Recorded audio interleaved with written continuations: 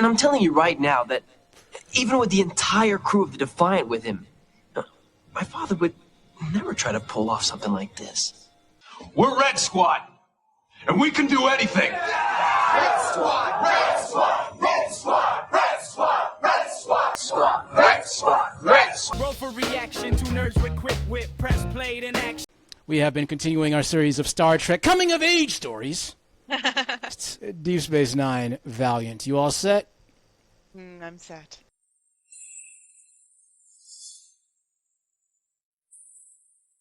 Is that it? That's right. Hey, can I see it? No. Nog? No. It's an official diplomatic message from the Federation Council to the Grand Nagus.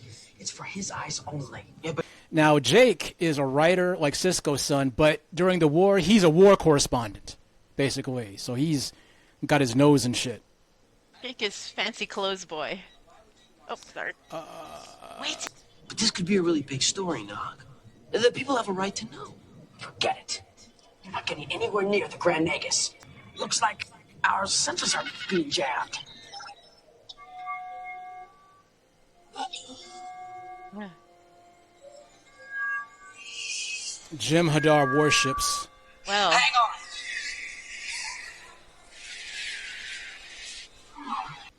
Yeah, you were saying something about fancy clothes? yeah, Jake is very shiny. He looks very brocade and just dapper. He looks quite dapper. We're dropping out of warp? If we have to fight, I'd rather do it at impulse. At least we'd have an edge in maneuverability. You're Ferengi. Why don't you try making a deal or something? Racist! It doesn't seem they're very interested in talking.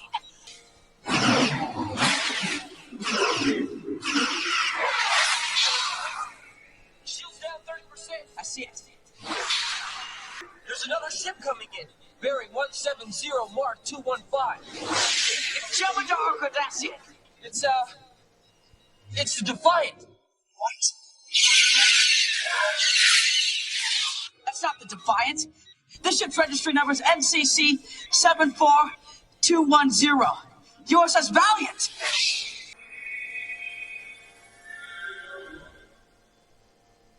Are you all right, sir? Help! Initiate attack pattern Sierra 4. Sierra 4. Aye, sir. Shield's now at 78%. Transfer auxiliary power This is to Red shield. Squad. Red Squad. It was a group of elite cadets of the Academy. They were the best of the best. 5.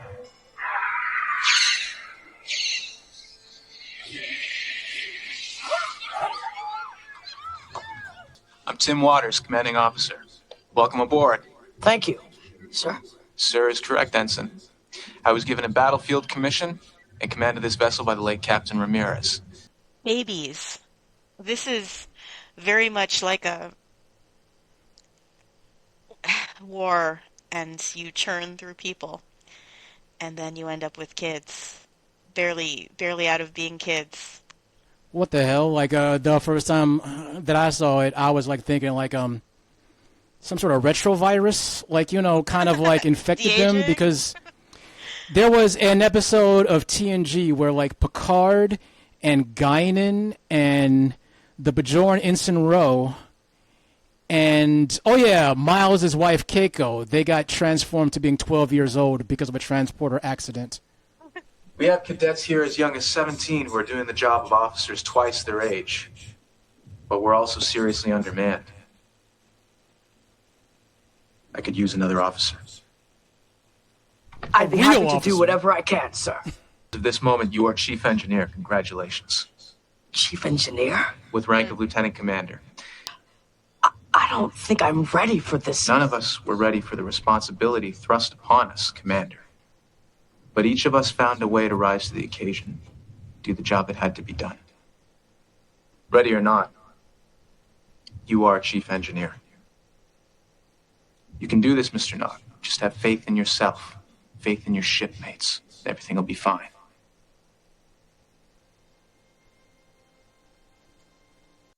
We can get on with our mission. Our mission? I don't understand. My orders are to collect technical data on a new Dominion battleship operating in the sector. And Starfleet knows you're in command of the Valiant. No. We've had to maintain strict radio silence ever since the war began. The orders were addressed to Captain Ramirez. But since he's dead, the mission's now mine. Something about that man's acting style reminds me of John Malkovich, which is funny because he looks nothing like him. Because this situation is wrong and I don't know how to navigate it. So much of people being out of their depth doing things. Unlike Wesley, he has absolutely no cultural or familiar or family background in Starfleet. Mm-hmm. Me, myself, I'm Big Nog. I'm like, no. I'm in command of this ship, cadet. We're setting course back for the Federation. So where are you from? Me? Take a city. Oh, a lunar schooner. Haven't heard that in a long time. Dawn is so shocking on the moon. 1 minute you're in the darkest night you can imagine. And the next instant the sun lifts up and this glorious, pure light just explodes across the surface. Felt like I met God every morning. That no human has ever been raised on the moon, but somebody creatively made that perspective. I thought it's wonderful sounding. So even if what she's describing does not actually sound thrilling, or it sounds like it's good for a vacation but not for living, her love of where she comes from comes through. Just this is how she was raised, this is what was important to her. Oh. You're running on uppers? You got a problem, Chief? No, sir. Have you been crying? A little. About what? I was just thinking about home. What's going on? What's going on, Mr. Sisko, in case you haven't noticed, is that we are in the middle of a war. We can't afford to have young cadets thinking about mommy and daddy when they need to be concentrating on their duties. All I did was ask about her home. All you did was plunge a member of this crew into emotional turmoil. You're here to write the story. To tell people of the Valiant and her crew. Don't interfere with the story, Jake. Don't become a part of it. Just let it unfold around you. Observe, listen, and then write it down. I'm not sure we can trust him. We'll keep an eye on him. What about Mr. Nog? Mr. Nog wears a uniform. He'll do his duty. But I'm fine. Really. Yes, sir. I'm sorry I even brought it up. That comment I made of when he was in medbay about him running on uppers, that was a joke. I did not actually think he was indeed running on uppers. And if you notice, Jake does not wear the uniform. Jake is like, motherfucker. Yeah. My head almost brushes the top of these doors. Who you talking to, kid? You know who my daddy is? Yeah. Motherfucker? Yeah, I'll stay away from that one girl. But I ain't promising you nothing else. The chief medical officer of the ship would be like, I think you need to be relieved of command for medical reasons because you're not getting enough sleep. The first officer should cooperate that. That is the situations that's there, but everybody is being bulldozed by the force of this person's personality because they're all not ready for it. He just has better control than the rest of them. Charismatic, manipulative, yeah. Subscribe. Oh, and in case you haven't noticed, this would be my new rank. Lieutenant Commander Nog, Chief Engineer. It has a nice ring to it, don't you think? You joined the crew? Something wrong with that? It's a little fast. We just got here and Waters puts you in charge of the engine room? Captain Waters is used to making quick decisions. I just wanted to say that it is actually perfectly in keeping with Nog's personality and his character is established so far. He's always been very eager, wanting to make a name for himself, wanting to succeed, wanting to show people what he can do. As the first Ferengi, seeking validation, it's always been in him. This is exactly the kind of trap that is perfectly baited for him. Negative. I think we're still outside their sensor range. Maintain your distance, Helm. Match their course and speed. Aye, sir. Prepare Class 3 probe for launch. Aye, sir. What happens now? We're going to launch a sensor probe to scan the battleship. That way the Valiant will be picked up on their scanners. There's almost no chance of it being spotted. Almost. I don't remember anyone inviting you to the bridge. See? Cunt. We found the battleship and obtained a complete scan without being detected. And we're free to go home. But that ship out there is a direct threat to every Federation outpost and colony within 50 light years. A single torpedo, rigged with a radiogenic warhead, could reduce those braces to the consistency of wet pasta. As a result, the entire antimatter storage system would tear itself apart. We'll also have to get very close to the target. How close? Within 300 meters. And I'm telling you right now that even with the entire crew of the Defiant with him, my father would never try to pull off something like this. We're Red Squad, and we can do anything. Red Squad, Red Squad, Red Squad, Red Squad, Red Squad, Squad, Red Squad, Red Squad. Ventilation thing, like on the Death Star. Yep, exhaust port. Yep, exactly right. Like, they're all role-playing. They're all LARPing, and this ain't no fucking game. no. As we will find out, we continue. Nog, listen to me.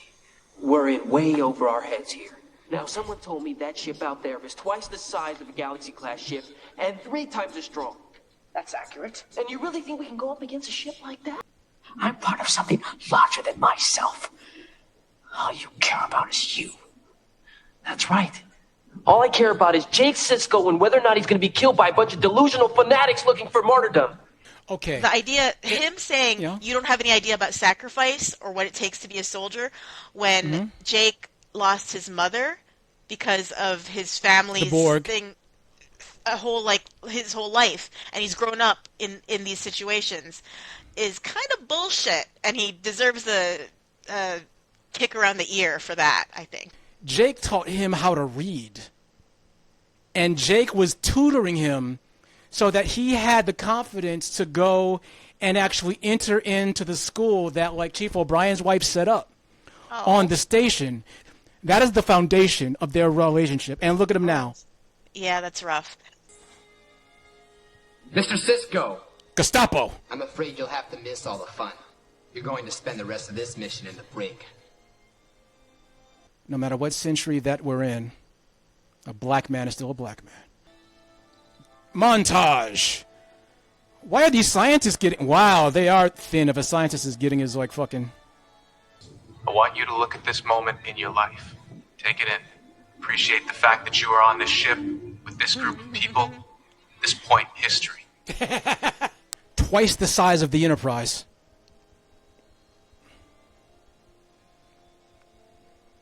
And you guys are like 4 runabouts taped together. Oh.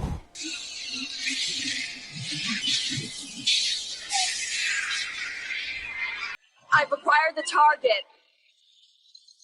Torpedoes, locked. Full power to forward shields. Torpedoes away.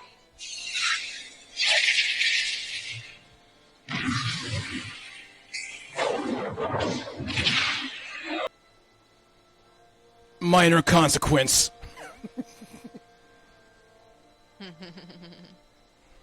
Did we miss the target? No, sir. It was a direct hit. It didn't work.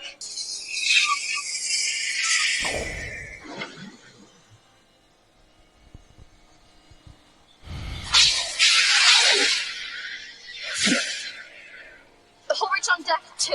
Deck 3, deck 4. Evasive maneuvers. Bring us about to course 127, Mark 320. I've lost helm control. Main power's offline. I'm rerouting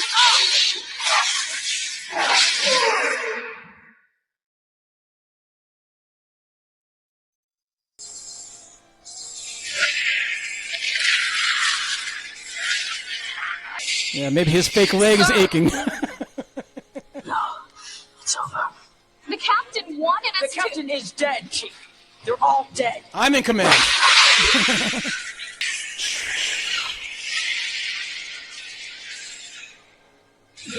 Oh!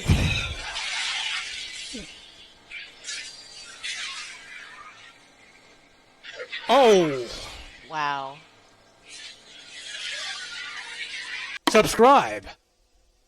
You have to remember that these were kids who were traumatized, unprepared, under immense stress for the past 8 months, so their decision making would have been really poor. This was not like a theoretical exercise in the holodeck. They were not ready to be in this situation. We shot.